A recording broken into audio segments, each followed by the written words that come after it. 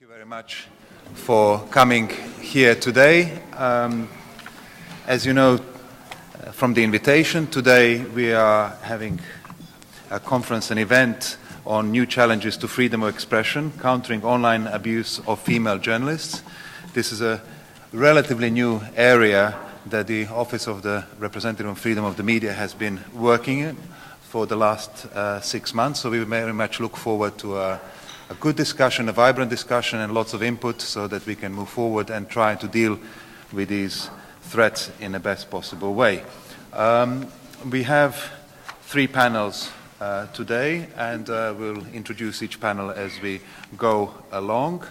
But first, I would like the Representative on Freedom of the Media, Ms. Mijatovic, to give a few words of welcome and introduce us to this issue and this topic. Please. Thank you, Frane. Good morning. Excellencies, dear colleagues, dear friends, it's wonderful to see so many of you dedicating your time to this extremely important topic. As Frane already said, quite new at the OSCE, but extremely important, not just for the work of my office and for media, but for the society as a whole. I'm very pleased to welcome you today here in Vienna. We can at least see that the weather is trying to cheer us up, and I hope we will have very lively, open and fruitful discussion on this very sensitive and very controversial topic. I'm also extremely pleased that we have managed to gather so many different stakeholders and experts from media and ICT industry, governments, international human rights organizations, academia and civil society, because only with all your different viewpoints we can manage to find sustainable solutions to the challenges we are facing. It is a joint effort, and this is not something that one person or one institution or one organization can solve.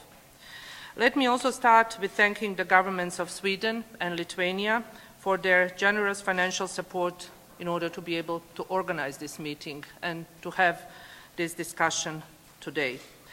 The safety of journalists has always been the main concern of my office.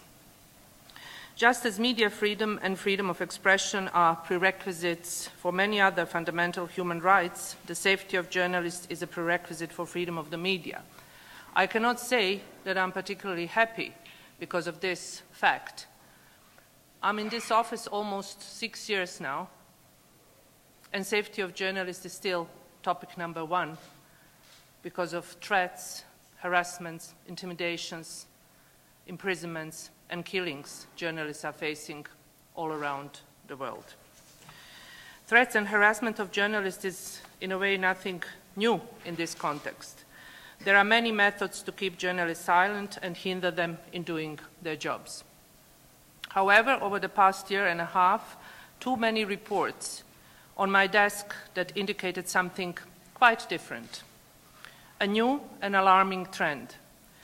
These were all reports coming from female journalists and bloggers who were singled out and fiercely attacked on the internet, and who dared to talk about it publicly. The reports were coming from all parts of the OSCE region. I want you to consider just a few of them. Amanda Hess in the United States, she reported that someone set up a fake Twitter account to send death threats to her, including threats such as, quote, I'm 36 years old, I did 12 years of manslaughter, I killed a woman like you, and quote, happy to say we live in the same state, I'm looking you up, and when I find you, I'm going to rape you and remove your head. Amberin Zaman in Turkey, she reported that she, quote, received hundreds of tweets using the most obscene language, threatening to kill me, threatening to rape me. For example, she said someone, quote, threatened her to sit on a broken wine bottle. I'm sorry to tell you that these are not bizarre examples of the challenges we are discussing here today.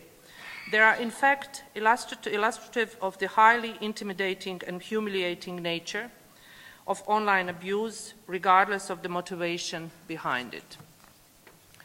Several of the female journalists present here today share similar experiences, but they can speak for themselves. When my office earlier this year approached female journalists throughout the OSCE region with a questionnaire on online abuse to learn more about their experiences, we got in return similar stories being told, terrifying stories. There were threats of killing, rape, violence, and sexual abuse, besides, of course, harassing comments related to sexual appearance and conduct. You can find a summary of the study online on the conference website. Male journalists are also threatened and intimidated on the internet. There is no doubt about it. I don't think there is a factual basis to conclude that female journalists in general experience more online abuse than male journalists. But what seems apparent, both from our own limited research, at least at this stage, and key findings from other international studies, is that female journalists and bloggers experience a different kind of abuse, namely gendered abuse. They experience what Irina Bokova, Director General of UNESCO, has described as a double attack. They are being targeted for being both a journalist and a woman. How do such attacks affect female journalists' lives, their work, and society in general? That's one of the questions we will try to answer today. How does it pose a threat to freedom of speech, free media, and democracy in general?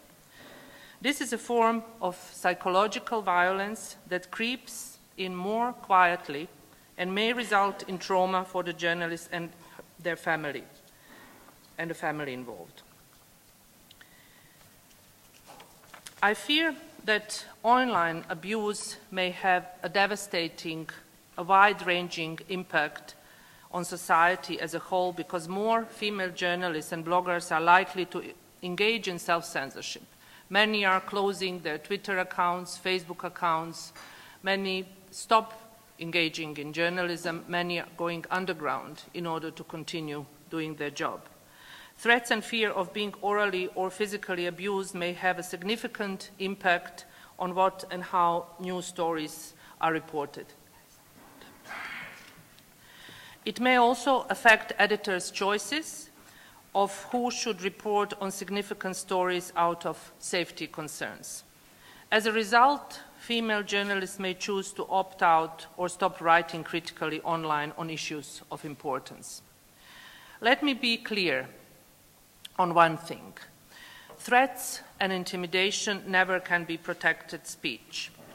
Freedom of expression and free media is at stake if we do not act to protect female journalists' digital safety and online freedom in general.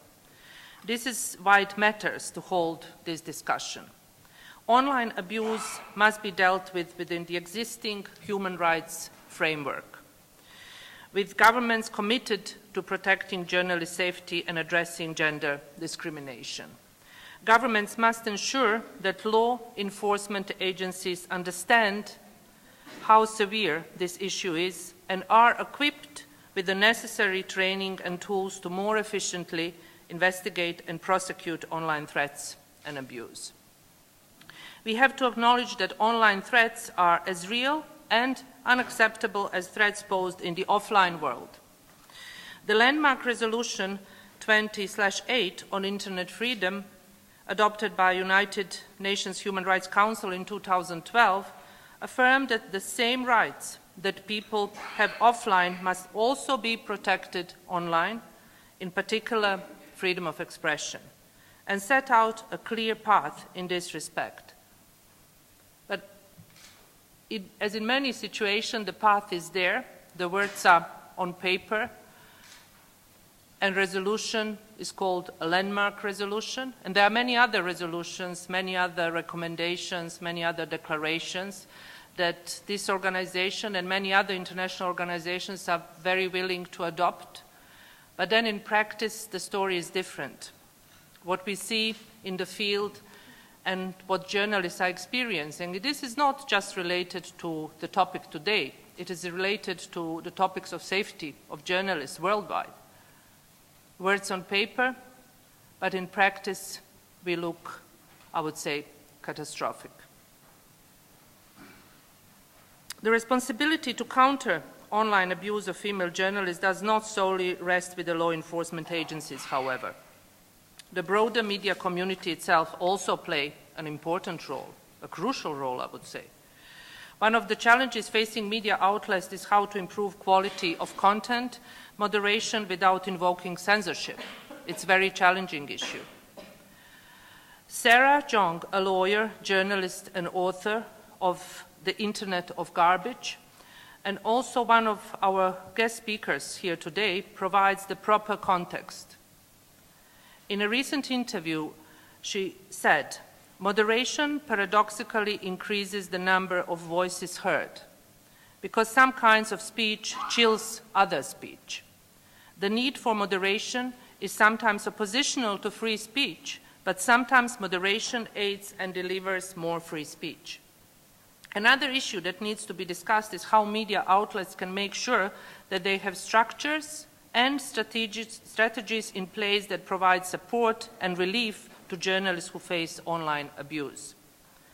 In our small-scale study, several journalists pointed to the fact that employers' awareness and active involvement in dealing with these issues is of crucial importance. Unfortunately, the survey also indicated that media outlets are not as involved as they should be. And this is another thing that we need to tackle and discuss today.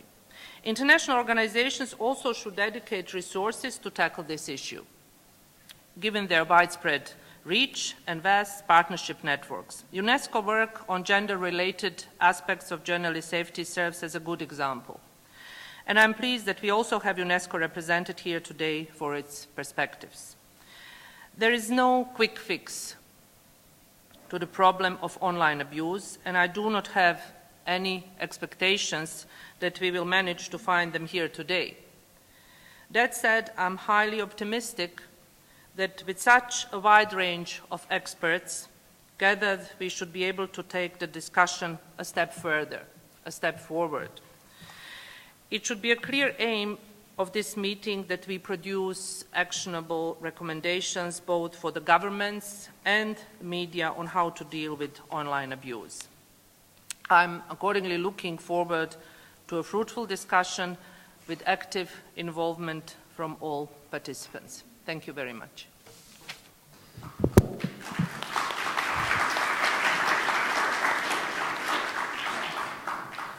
Thank you very much, Ms. Mijatovic. Before I ask the panelists and moderator from the first session to join us here, there are some small changes that I would like to announce. Unfortunately, the moderator for our first session, Ms. Snežana Milivojevic, who is here, lost her voice last night, so very kindly Becky Gardner will step in, and regretfully also Ambassador Miroslava Beham, the OSCE Senior Advisor on Gender Issues, is not able to join us today.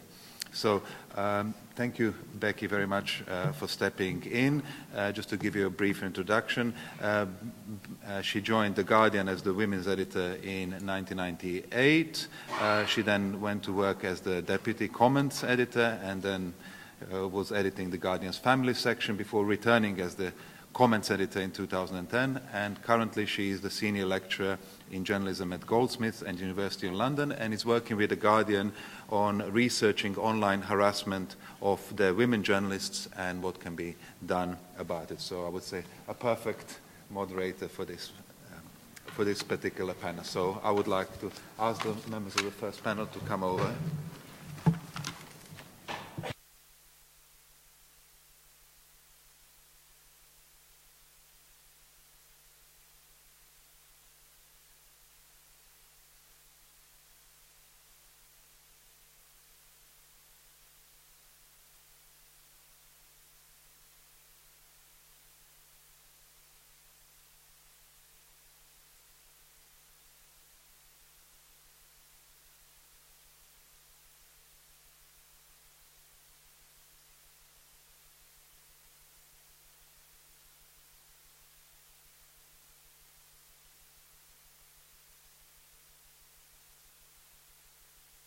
coming today. Is that on? Can you hear me? Yes, good. As has just been said, I've stepped in at the last minute here, so if I fluff my lines, apologies. I'd like to introduce our three speakers today. Here we have Caroline Criado Perez, who's a British feminist and journalist and activist who came to sort of public prominence when she launched a campaign to have women put on British banknotes. There were no women on British banknotes. And this seemingly quite modest campaign attracted the most extraordinary vitriolic abuse, which she then campaigned against the abuse, and Twitter, as a result, changed their procedures for reporting abuse. And Caroline was awarded the Human Rights Campaigner of the Year award by Liberty in 2013 for her efforts. We have here at the end Arzu Gaybulayeva, who's a writer, journalist and regional analyst from Azerbaijan. She's written for various websites and outlets about Armenia and Azerbaijan, and she'll these women will be talking about their experiences today and what they have learned from it and what they hope will be done. And here I have Gavin Rees, who is a journalist and filmmaker and the director of the Dart Centre Europe, which looks for ethical and innovative approaches to the impact of trauma on journalists. And he'll be talking about the psychological impact of some of this abuse and what can be done, I hope. Just a few sort of opening remarks of my thoughts on this. I think that although online abuse is currently being discussed a lot for the first time, I don't actually think it's a new phenomenon. I think it's sort of as old as the internet. I also think that the misogynistic abuse of women, sadly, also isn't new. It's very old indeed. But we have reached some kind of tipping point, I think, partly because of the sheer scale of abuse now with social media has really exploded, and so it's become much more in the public eye, and partly and mainly, I would say, because more women... Is that oh, sorry, closer. I hope people can hear me now. Yeah, that's better. Also, I think because more women are speaking out, and I think we owe those women a great debt because they're bringing this issue to the fore. It's not easy to speak about online abuse apart from anything else. It often attracts more of the same. So I'd like to extend my gratitude to those women for speaking out about it.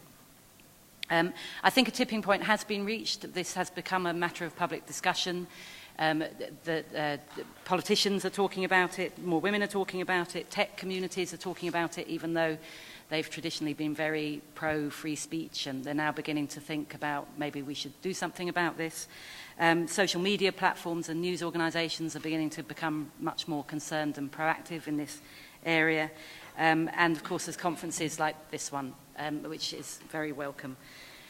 The focus of this first session is quite experiential. I'm asking people to talk about their own experiences and the impact that that's had. But we're also throughout the day wanting to look for concrete recommendations. So what do people think should be done? So I'd really like anyone from the floor who's got anything to say about that, I'd really like to hear that. I'd also particularly invite women journalists who are here in the room who have experienced this kind of abuse, and I would guess that's any woman journalist in this room. I'd really invite you to share your experiences here also today, and to particularly welcome you to speak out. And without further ado, I'd like to introduce Caroline. Okay. Hello? I don't know. Thank you very much. I just wanted to pick up on something that Becky said about the tech community being pro-free speech, which they often claim to be, and you often have people saying that this is a freedom of speech issue, that women should put up with being threatened with death and rape because it's the freedom of speech of the commenters to send them these threats. And so I would argue actually that's anti-free speech. Anyone who condones the threatening of someone on the basis of what they say, threatening them so that they shut up, has a very, very, I would say, overly simplified view of what freedom of speech actually is, and isn't thinking about the way in which your speech can impact on someone else's speech. And to sort of give that a little bit of solidity, I guess, I just want to read out some of the threats that I've received. And I apologize in advance because they're quite graphic, but I think it's really important that when we talk about this, we're very clear about what it is that we're actually talking about. Certainly in the UK, when I tried to talk about it in the media, I was ironically censored. I couldn't say what had been said to me. No media outlet would print it, they wouldn't broadcast it, so it ended up seeming like I was just complaining about a few people being a bit mean, which obviously makes it a bit harder, or a lot harder even, to really have the proper discussion that you need to have. So here we go. Put both your hands on my cock and stroke it till I come on your eyeballs. Do as I fucking say or I'll slit your throat. Go on your knees and suck my dick. I will teach you to learn your place as a woman in this world, then you'll eat my cum. I will rape you, fucking pathetic slut. First we will mutilate your genitals with scissors, then set your house on fire while you beg to die tonight, 11 p.m. Women that talk too much need to get raped. I'm going to pistol whip you over and over until you lose consciousness while your children watch and then burn your flesh. You are dead and gone tonight, cunt. Kiss your pussy goodbye as we break it irreparably. Shut your whore mouth, or I'll shut it for you and choke it with my dick. So that gives you a vague idea of the kind of things that I have been receiving, and it's not really very different to what a lot of other women receive simply for opening their mouths in public, essentially. And as Becky intimated in her opening, it's hard to find any woman, let alone any public journalist, who hasn't experienced this type of abuse. I think there's a very interesting study from 2006, which wasn't specifically on journalists, but does show the disparity between the way women are treated online and men. The University of Maryland, which has actually looked into online abuse quite a lot, conducted a study in which they set up fake accounts and sent them into chat rooms with male and female names. The female names received an average of 100 messages every day that included sexually explicit or threatening language. Those with male names received an average of 3.7. So that's quite a wide disparity. And of course, there are plenty of anecdotal reports from male journalists who often have thought, well, it's probably not as bad as it sounds, when they take over their female colleagues' email, for example, when they're on holiday or manage their blog for a bit. They're universally totally shocked at the extent to which the abuse is more sexual and more violent. To return to the threats that I personally received, I think it's really instructive to look at the actual content, which is that they focus very much on my mouth, on my speech, on my throat. I thought the women who talk too much need to get raped was a very nice sort of sum up of what all of them were saying, which was essentially shut up, backed up with the threat of sexual violence, which is, again, where the argument against about free speech kind of falls apart, because what these men are trying to do is take away my freedom of speech. And I think it's also quite instructive to place it within a historical context. You know, when we talk about this, we often act like it's an internet problem. But while the internet may amplify it and exacerbate it, it's not an internet problem. It's a societal problem, and it's been going on for as long as women have been daring to use their mouths in public. You only need to look at things like the scold's bridle, which was in use from the 1500s, which, if you don't know what it was a metal mask that would be put on women's faces with a tongue clamp, which would often have a spike on it, and women would be paraded around the town centre wearing this face mask to prevent them from being able to speak. It was also sometimes called a gossip's bridle. Similarly, witches would often have their tongues cut out before they were burnt at the stake, because we were so scared of women's speech. So this is a really old problem, and I think it's really important to place it in its historical context when we're trying to figure out how to deal with it. Otherwise, we feel like it's just some kind of internet thing, and we don't look at the misogyny that underlies it. I just want to read one of my favourite quotations from Andrea Dworkin. Sorry to bring a radical feminist into the OSCE, but she writes something about the way in which abuse impacts on women. And I read it after I had received a particularly huge amount of abuse, and it really helped me feel like I wasn't just being pathetic, that there was an understandable reason why being told that I was going to have my genitals mutilated, etc., really, really affected me.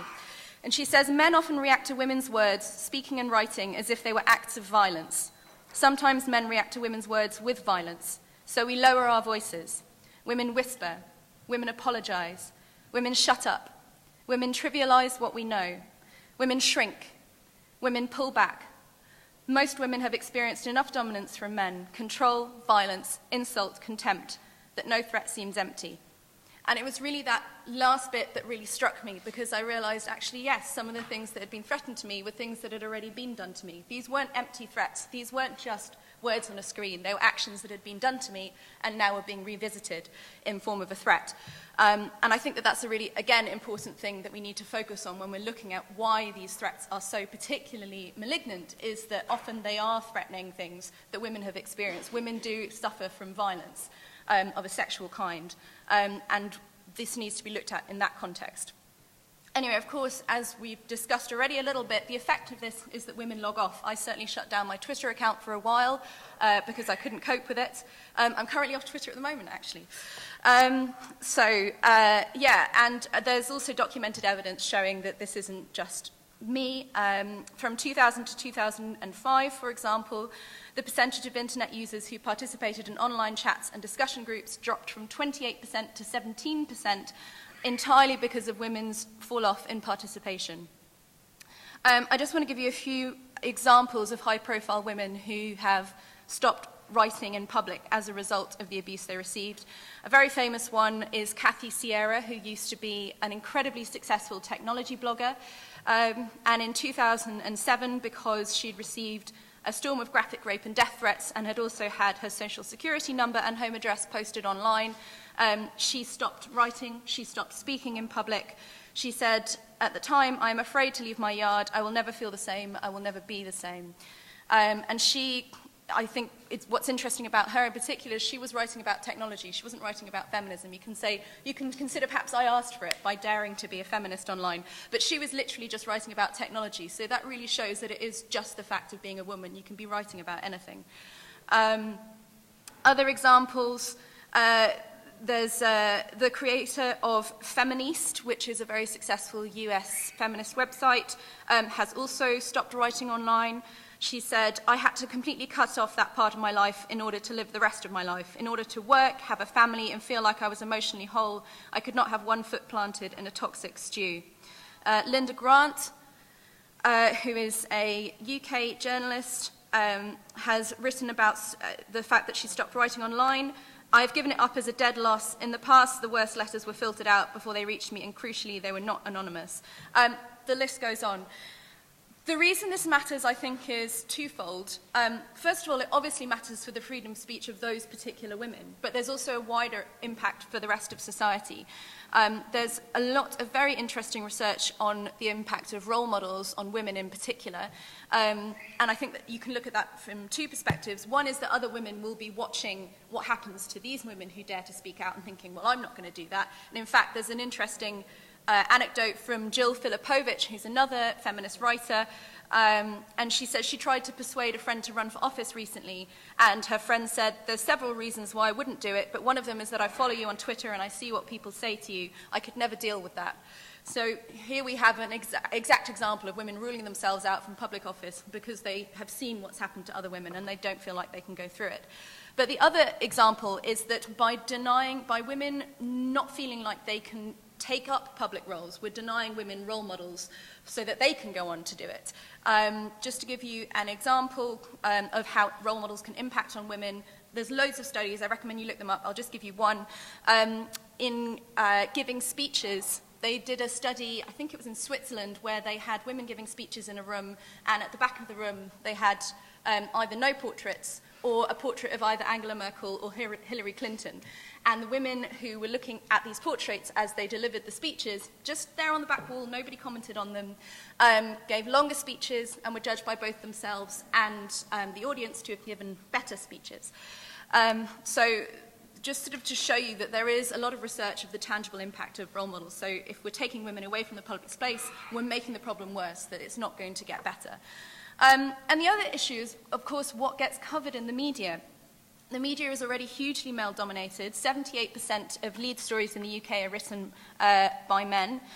And this matters beyond pure fairness. In the Global Media Monitoring Project's 2010 report, they've got a new one coming out this year, they found that stories by female reporters contained more female subjects than stories by male reporters. So if you carry on having more male journalists than female journalists, the media will carry on covering men rather than women.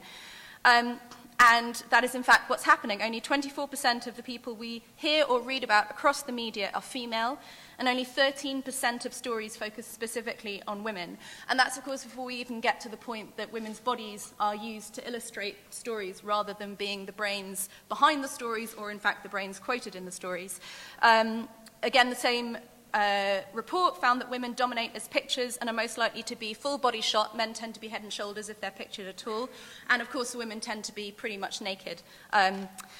So just to quickly come to the question of what can be done, you know, I think as has already been acknowledged, this isn't, there's no easy answer because this is a societal problem, as I said earlier. And I think it's a problem of a certain sector of generally male society that suffers an existential crisis every time a woman opens her mouth in public. So I think the only way to change this long term is to look at the way we're bringing up our boys and girls and what we think it means to be a man and what we think it means to be a woman in this society.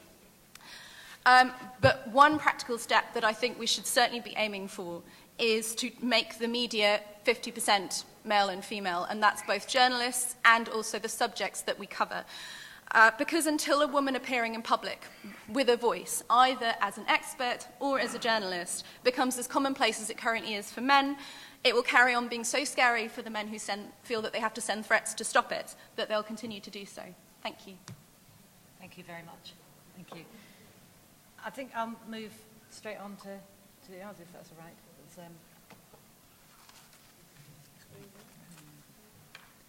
you've got yours?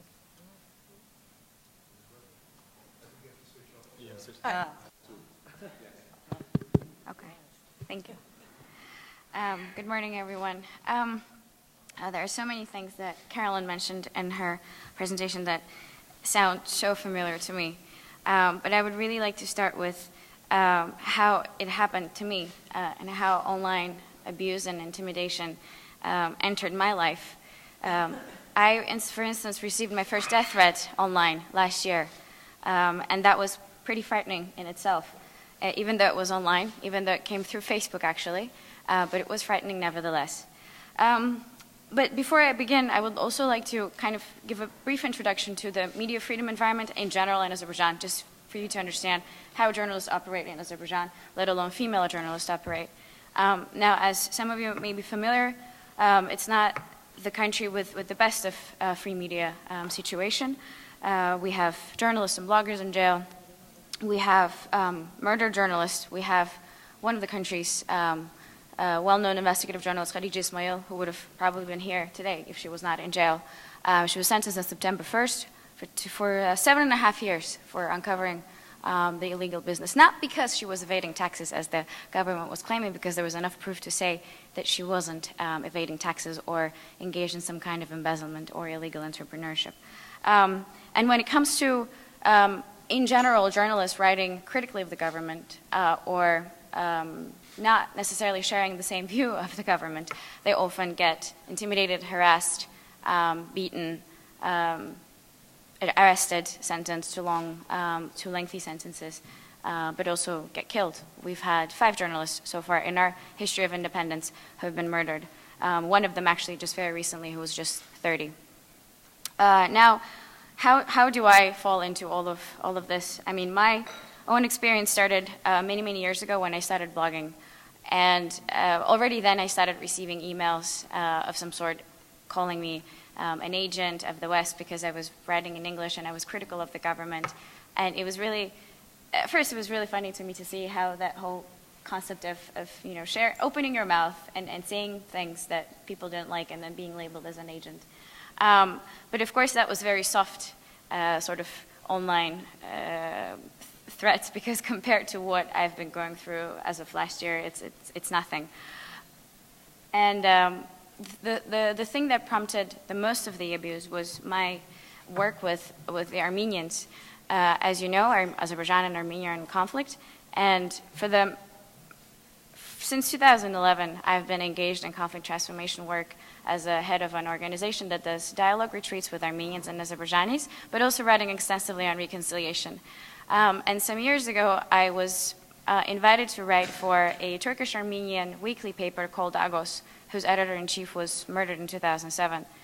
To me, as a person who writes about conflict transformation, and who is in this field, I thought this was a perfect opportunity to actually bring together these concepts that we work in our field of conflict transformation. And I gladly accepted the offer because I thought it would be very interesting and also very useful.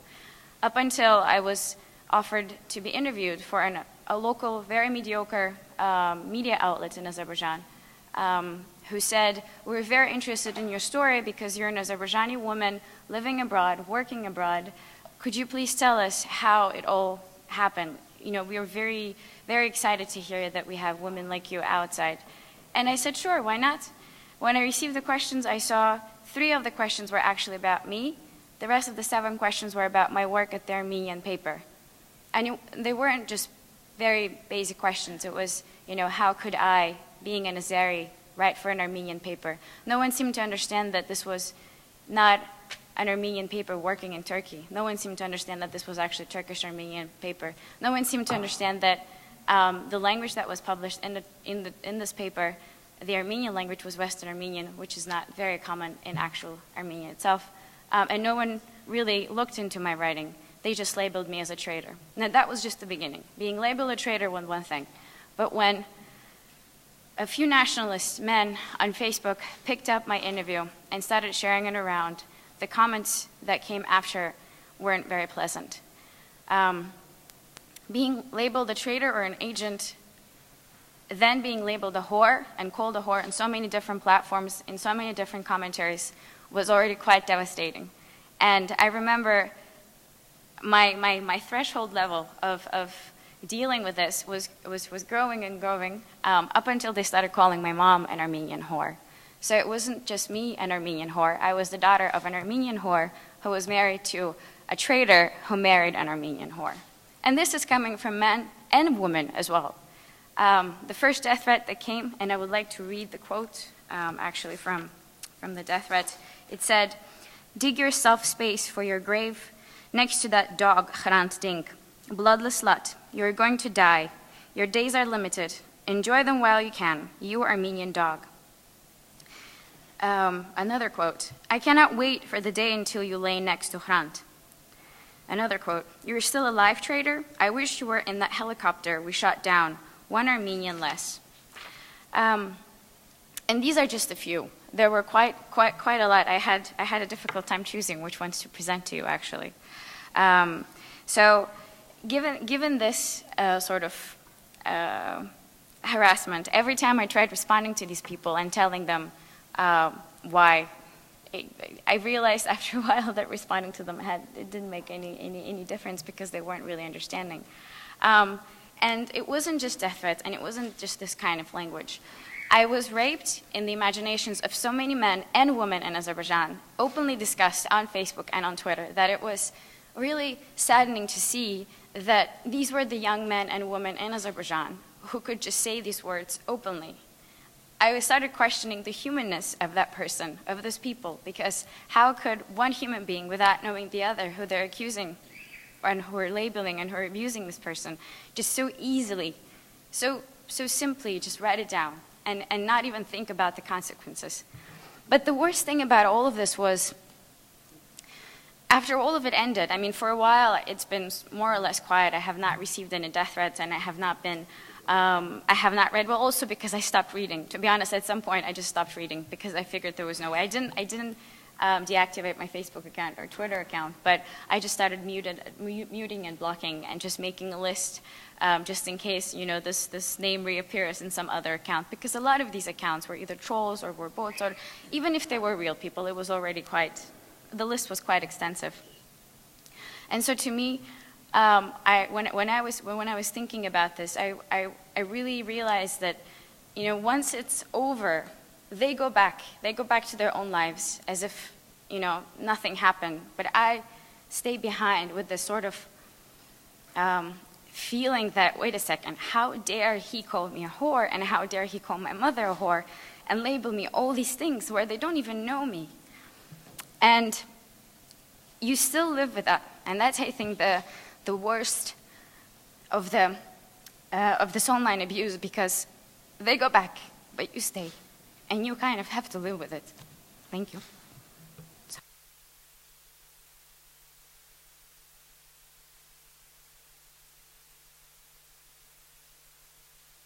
is on. Is that right? Yes, that's it. Well, I found both those testimonies very affecting, so thank you both very much for that. We'll hear more from you later. I'll let you have a rest. Gavin, I wonder if you could talk now about your work and how it relates to what we've been hearing here. Yep. Yeah. Yes, this does work as well. Hi.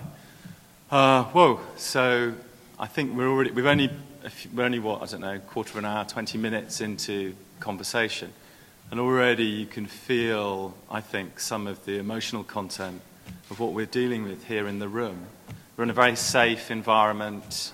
There are security guards outside. We're all sitting, lots of people wearing suits. It's all a kind of proper grown-up environment. And what's just come into the room, I think, is a fraction of the sense of threat that this kind of material can create. And you could hear it in Arzu's voice. And actually you can hear it a little bit in my voice as I remember what Arzu just said. So a bit of context about what I do. I work for the Dart Centre for Journalism and Trauma, and we're an organisation that provides resources for journalists and filmmakers who work on traumatic issues.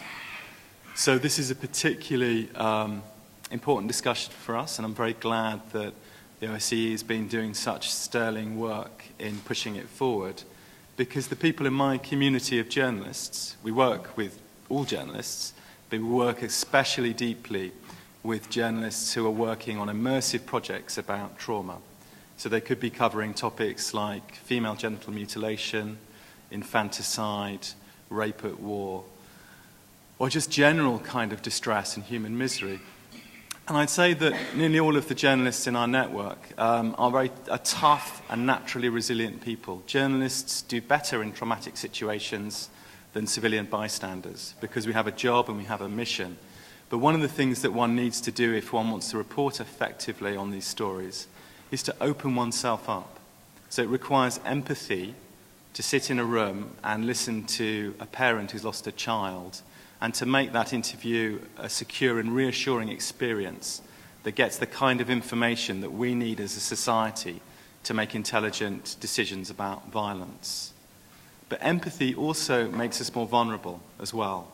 So one of the things that I think is particularly disturbing about the discussion of internet-based threats and violence is that it comes at us in a place in which we feel we should be secure and safe. So it's insidious. You might get a Twitter or a message at home. If it's in the workplace, perhaps it's a little bit easier to deal with. Some of the psychological evidence suggests that threats increase, that the amount of fear generated from a general threat is greater when it's out of work hours than when it's within work hours, because you're sitting with your colleagues and you have a context to contain it. And so there's something particularly insidious about the idea of an anonymous person threatening you and it coming from outside. Now, at the Dart Centre, we've been very concerned at understanding all kinds of intimidation and harassment better. So not just online intimidation, but intimidation in the field. And my colleague Professor Alana Newman at the University of Tulsa and her research assistant Susan Drevo have been working on a very big study. Fortunately, I can't give you lots of statistics, or maybe that's fortunately if you're kind of number adverse, because the data is still being crunched. But a few things are emerging from it. First of all, interesting thing is that intimidation generally is not gendered. So in talking to journalists in the field who are working on projects, you're just as likely to be threatened or intimidated if you're a man or you're a woman. But what we suspect is happening is that relationship changes in the online environment. For some reason we don't particularly know or understand, it appears that the internet is a place in which women are targeted more than men.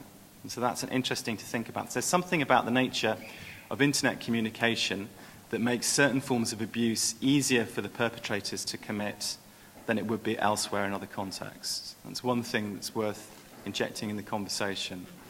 The other thing I think is useful, although it's a very difficult part of the kind of, the epidemiological puzzle that trauma psychologists are working with, is the different kinds of perpetrators that might be involved.